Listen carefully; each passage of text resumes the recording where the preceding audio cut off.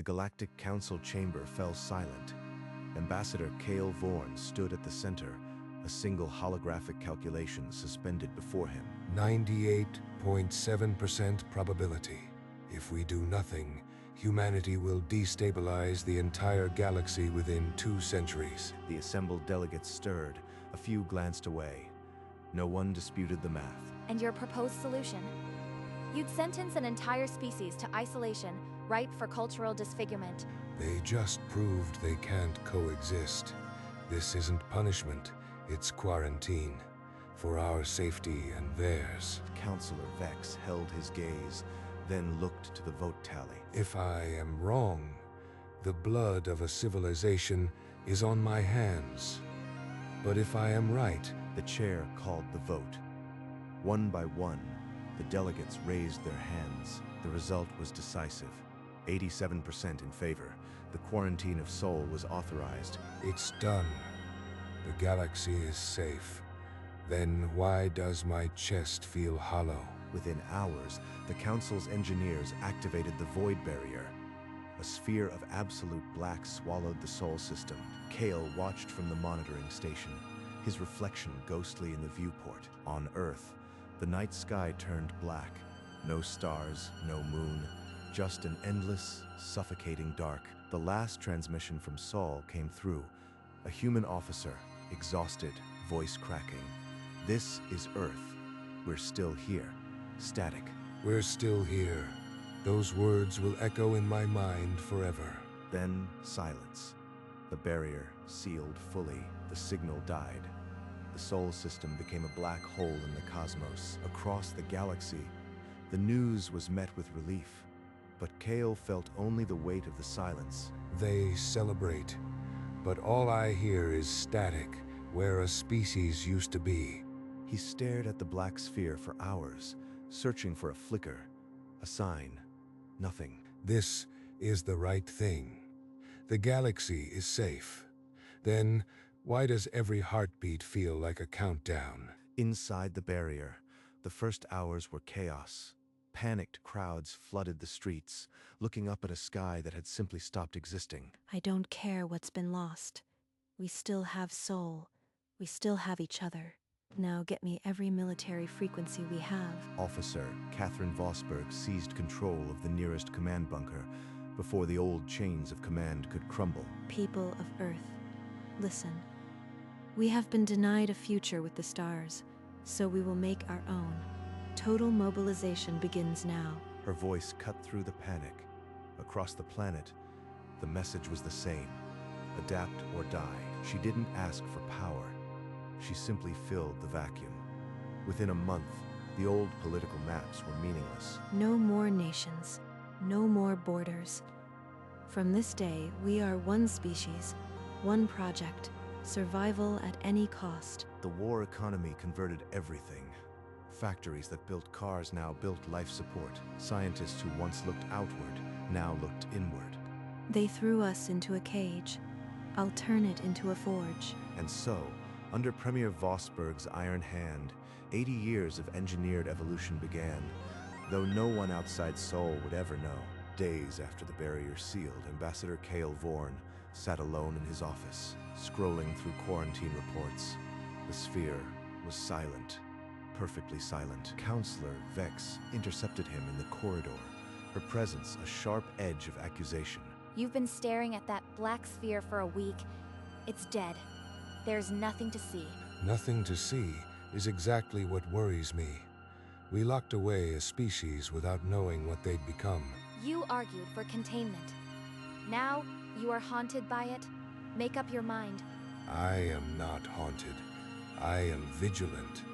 If something changes, I'll be the first to know. That night, Cale fell asleep at his desk. In his dream, the barrier cracked and an unfamiliar voice drawled. "We're still here." But now it sounded patient, not desperate. He jolted awake, his own words from the vote echoing. 98.7% probability. The numbers mocked him. Probability, just numbers. But numbers don't capture the quiet terror of an empty sky. He shook off the dream, buried it under duty. But the crack in his certainty had already formed. 10 years of silence. The Sol quarantine became a bureaucratic footnote, an assignment for junior analysts, but Kale never stopped watching. Then, one night, a ghost flickered across the monitoring screen. An anomalous energy spike, too brief, too small for routine alarms. 117 exajoules. A sub-millisecond burst. Coincidence? Number. Coincidences don't have that precise a signature. He replayed the data. Then again, the spike was there, undeniable, a crack of light in the absolute black. He presented the finding to the Oversight Committee. They barely glanced at it, dismissed as sensor decay, natural barrier flexing. The official line, nothing gets through. Nothing gets through.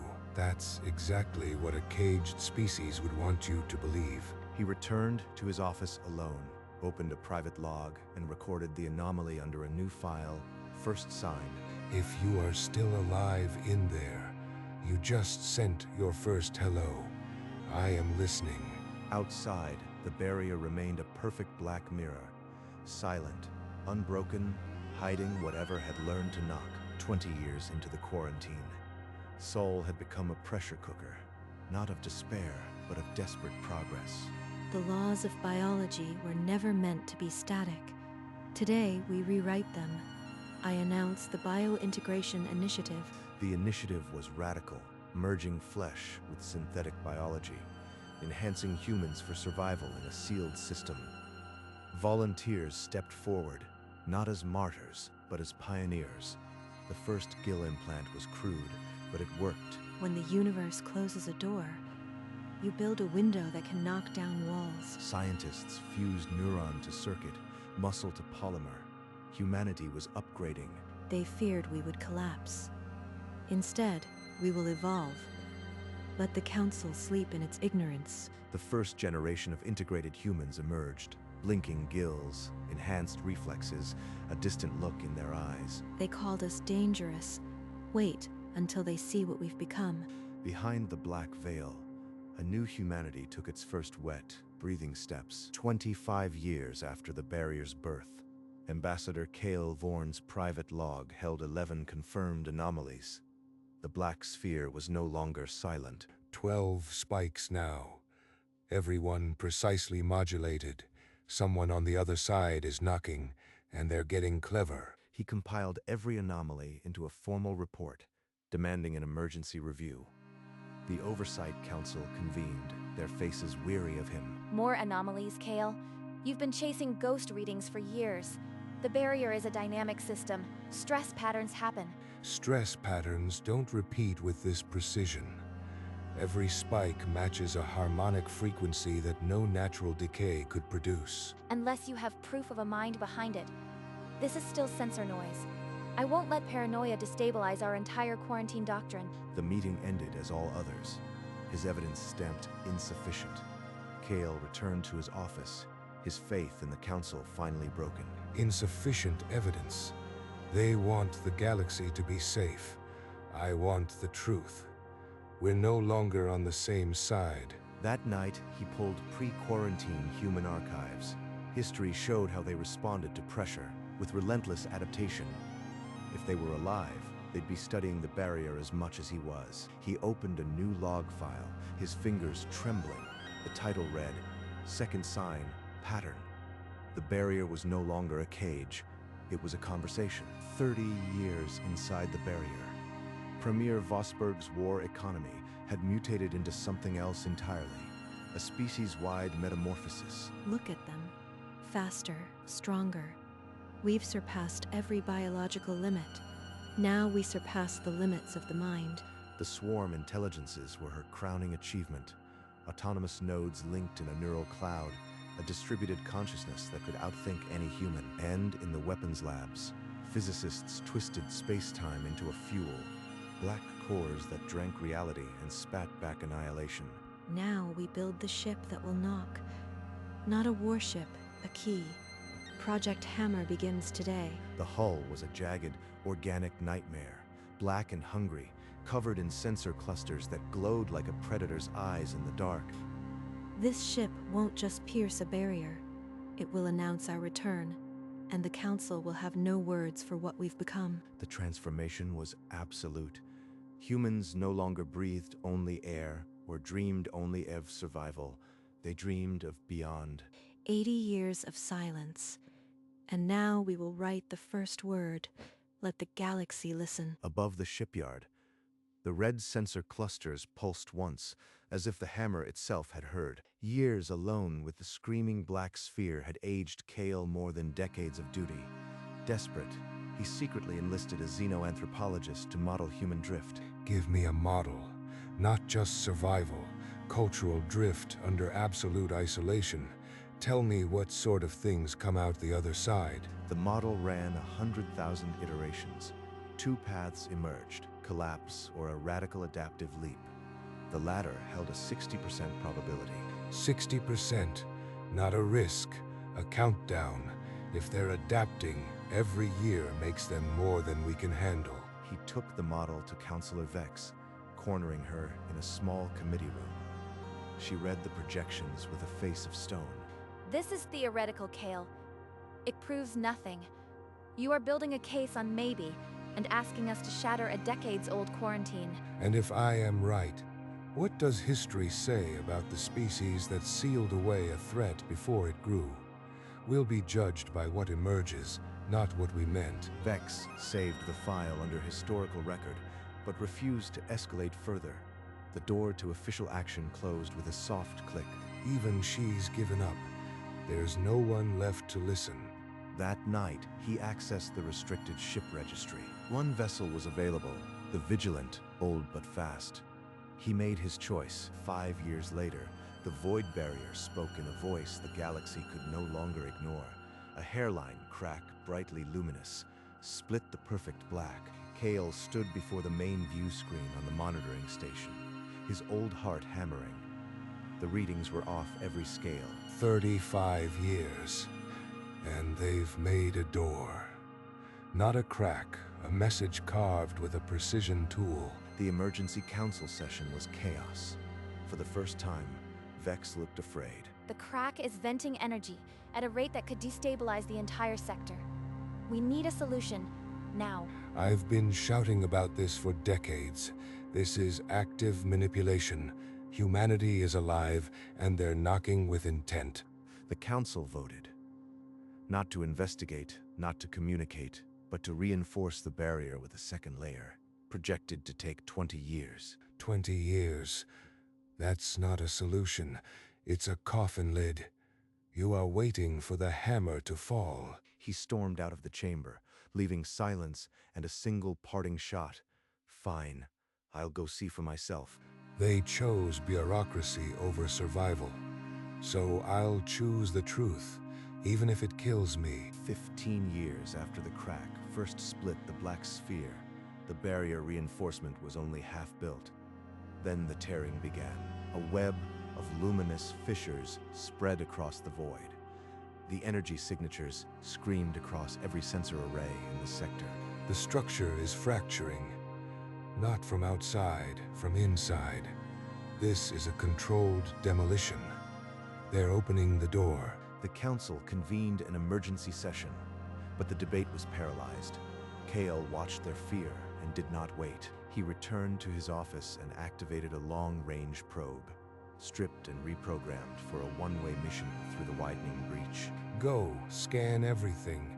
Burn every bite back before the barrier swallows you. This is the only truth they'll understand. The probe shot toward the yawning fissure, a needle of light against the void. In the council chamber, alarms went silent as they realized what he'd done. That's Kale's work. He's sending a probe inside. After all this time, he's forcing our hand. Now we wait. If anything comes back, it will change everything. The probe crossed the event horizon of the crack and vanished. Its last transmission would arrive in hours or never. Hours later, a compressed data burst, punched through the static. The probe had lived long enough to send one final fragmented transmission. Kale opened the file alone, the room heavy with silence. The footage flickered to life, a graveyard of broken pixels that resolved into something impossible. Sol was unrecognizable. Megastructures spiraled around the inner planets, their surfaces alive with crawling light. Earth itself shone with a cold blue bioluminescence. Swarms of organic ships drifted like living creatures, their hulls pulsing with a rhythm that was almost a heartbeat. A dark warship cut across the frame, its geometry wrong. No straight lines, only curves that suggested a predator's intent. Then the audio came, fragmented, but unmistakably human. A voice, calm and rhythmic, speaking in a language the probe's translator could not parse. We are still here. That's what it sounded like.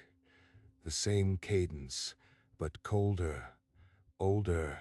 He froze the frame on the warship's silhouette. This was no desperate struggle for survival. This was an empire born in the dark. We didn't quarantine them. We incubated them, and now they're coming out to meet us. He saved the footage under a new file. Third sign, proof. He now possessed the truth that would break the galaxy, and no one to trust it with. Kale found Vex in a quiet observation lounge alone. He spoke before she could dismiss him. I have proof. Not theories, not models. Proof. I sent a probe through the crack. Sol isn't dead. It's evolved. You did what, Kale? If this is another one of your... He played the footage on the datapad, the megastructures, the living ships, the cold voice. Vex watched in silence, her hand drifting to her mouth. They did it. They adapted. We thought we buried them, but we just gave them time and a reason. This is my doing. I convinced the council. I have to face it. He handed her his formal resignation. Vex took it without looking, her eyes still on the frozen image of the black warship. I am taking the Vigilant. I'll go to Sol before the barrier breaks completely. Maybe I can be a witness or a warning. Maybe you'll be the first casualty of the new order. Either way, we can't stop this. The Vigilant detached and slipped away from the station, a tiny blade of light aimed at the wound in the black sphere. Inside the barrier, 60 years of forced evolution had reached its pinnacle. Premier Vosburg stood before the completed hammer, a monument of black hunger. My people, this ship is not a weapon. It is a key. Today, we knock on the door they sealed behind us. The crowd of transformed humans cheered, antennae twitching, gills fluttering, eyes gleaming, Fishench legend literally. Eyes gleaming with shared purpose. The hammer's space-time consuming engine ignited for the first time, a silent roar that warped reality around it. That sound is the death rattle of their arrogance. We are not returning. We are arriving. Red sensor clusters along the hull pulsed in sequence, a slow, rhythmic heartbeat. The ship was alive, and it was hungry. Set course for the barrier. All crews, stand ready. Today we write the first word of a new language. The hammer turned, its organic hull flexing like muscle, and accelerated toward the fractured black sphere that had caged them for 8 decades. Let the council see what isolation built. They gave us a crucible, and we became something that even they will fear to define. Outside, the barrier seemed to hold its breath. The first true knock was about to land. The Vigilant dropped out of faster-than-light travel at the edge of the Sol system. Right as the void barrier screamed its last, Kale watched from the cockpit as the centuries-old sphere of nothingness fractured like a glass shell struck from within. The barrier didn't just crack, it detonated. A wave of white cyan radiance surged outward, swallowing the Vigilant in a concussive hell of light. In 80 years, I never imagined I'd see the end of it. Not like this.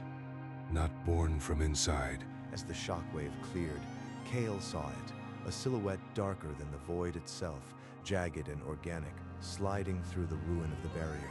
That's no ship. It's a nightmare made metal. They didn't just survive, they redesigned creation. The Vosburg's hammer reached fully, its red sensor clusters pulsing in victorious rhythm.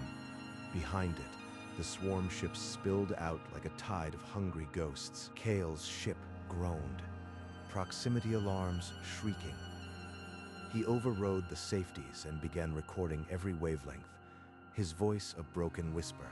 This is Cale Vorn, former ambassador. To anyone who receives this, soul is open, and what's coming out isn't what went in.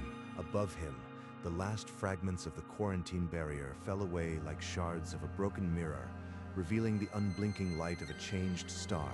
Council ships materialized at the edge of the system and immediately turned tail, their formation dissolving into scattered panic. The hammer did not pursue. Instead, it came to a dead stop and broadcast on every frequency. This is Premier Catherine Vosberg of Sol. We are not invading, we are visiting. We wish to reintroduce humanity. Vosberg, that name was in the old pre-quarantine dossiers. She'd have to be over 100 now. Her file showed a young officer from 80 years ago, hard-eyed, nothing like the voice echoing now. The quarantine is over. We've changed, evolved. We seek only to share what we've learned. The message looped, calm and unhurried. Council vessels kept accelerating away, their panicked chatter drowning the signal. They're not coming to fight. This is something else, something worse. He froze the transmission on Vosberg's smile, wide, inhuman, and utterly serene. I sealed the door. She's about to tell the galaxy why I was wrong. Cale's hand hovered over the comm. He activated the open channel before his courage could fail. This is Cale Vorn, former ambassador of the Galactic Council, hailing the vessel Vosberg's Hammer. Ambassador. We wondered who would be first to talk instead of run. Come, see me. The invitation was not a request. Her hologram materialized in the Vigilance cramped cabin, her smile stretching beyond decency. You are not human as we remember. We are what you made us. Isolation is an accelerator. We evolved. I argued for the quarantine. I believed it was protection. Protection. From what? Yourselves? We never stopped being human. We just stopped being alone. The silence stretched. Cale had nothing. Every argument he'd ever made crumbled before her unblinking gaze. She's right. The cage I built became their nursery. And I am the architect of this horror. Within weeks, human advisors appeared on every major council world, knowing protocols, languages, and always smiling that wide, patient smile. The council tried to fence them in with bureaucracy. The humans solved decade-old problems in hours, making the old system look helpless. Cale watched from the gallery as Vex sat rigid, her authority draining away in the face of polite, efficient revolution. A single human trade advisor corrected a shipping algorithm. Within a cycle, the lanes moved cargo 300% faster. Resistance became inefficient. Then Vosberg arrived in person for the reintroduction ceremony, her transformed entourage moving with unsettling, coordinated grace. You sealed us in fear, but isolation taught us focus. Now, we wish only to share what we've become. Cale watched from a shadowed balcony. Below, the new council banner now bore a human symbol intertwined with the old. Human advisors became supervisors, then managers. No one voted them in. They simply became indispensable. The old order didn't collapse. It was replaced, quietly, efficiently, with a smile. Cale finally understood. Humanity didn't return to conquer. It returned to administer, and the galaxy would never notice it was no longer in charge. Cale stepped off the shuttle onto Earth's surface for the first time in 80 years. The air tasted of engineered biology and quiet triumph. Vosberg awaited him on a high balcony overlooking the beehive spires, her face unchanged from the hologram, her smile still too wide. How can you smile? After everything you've done, after what we made you do. We didn't do this. You did. Your fear gave us focus. Your quarantine gave us time. We just adapted. Now, we adapt you. The words landed like a blade. Cale staggered, gripping the railing. You forced us to evolve until we became the solution. Now, we're simply sharing that solution with the galaxy. She's not taking revenge. She's repaying us with the same isolation we gave them, but spread galaxy-wide. You wanted us contained. Instead, you created the antidote to your own stagnant order. Don't worry, you'll hardly notice the change. Kale stood alone as she departed, the city humming with the sound of a new rhythm. I didn't stop a war. I started a metamorphosis, and the galaxy will never forgive me for the peace I've given it. Kale wandered the trade hub on the former council station, now a cross-species bazaar humming with human efficiency. The old council banner was gone. In its place flew a new symbol, a human hand intertwined with a galaxy spiral. They didn't erase the past. They wove themselves into it, and no one objected. A human child with tiny antennae played catch with a Vossari child in a zero-gravity park. They shared laughter, not history. They'll never know what we did, and that's the cruelest part of our victory. The hammer hung in orbit above, a silent, jagged silhouette that seemed to watch everything. Kale stopped at a viewport. The hammer loomed outside, a dark monument that seemed to stare back at him. That ship is my tombstone, and the galaxy is already forgetting how to read it. Around him, the station pulsed with life, efficient, integrated, complete. The old order was a fading memory. They knocked. We answered with a cage, and they turned the cage into a classroom. Kale returned to his quarters on the council station. Bare walls, a single flickering light, the smell of old regret. He activated an old projector. A younger version of himself flickered to life. Mid-speech from the quarantine vote, the recorded voice echoed.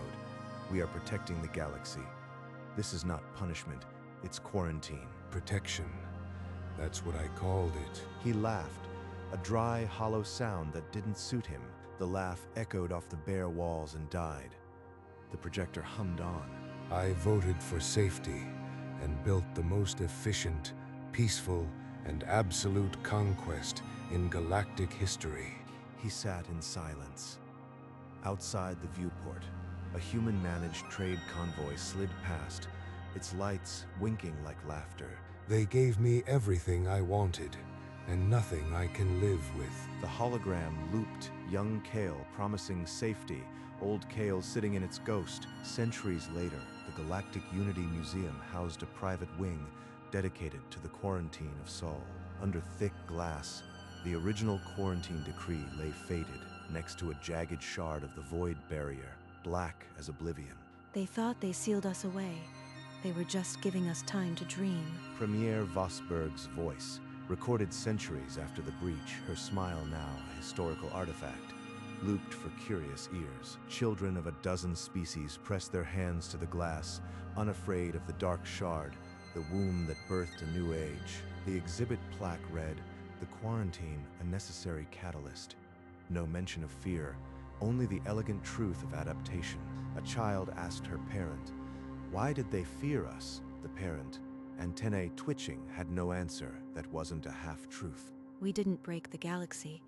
We just taught it how to evolve. Outside, the station thrummed with human efficiency. Ships docking, trade flowing, all under the new banner, and above it all, the silent inscription of history. You gave us isolation, we gave it purpose.